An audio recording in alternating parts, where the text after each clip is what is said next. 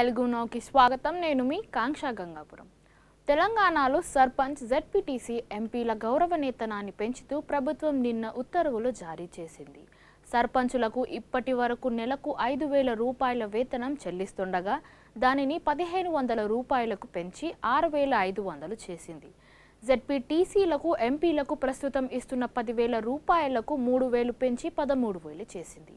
June నుంచే ఈ పెంపు అమల్లోకి వచ్చినట్లు ఉత్తర్వుల్లో పేర్కొంది. గౌరవ వేతనాల పెంపుపై మంత్రులు హరీష్ రావు, ఎర్రబెల్లి, ఎమ్మెల్సీ కవిత, పోచంపల్లి శ్రీనివాస్ రెడ్డి తదితరులు స్పందించారు. ప్రభుత్వ చిత్తశుద్ధికి ఇది నిదర్శనమని పేర్కొన్నారు.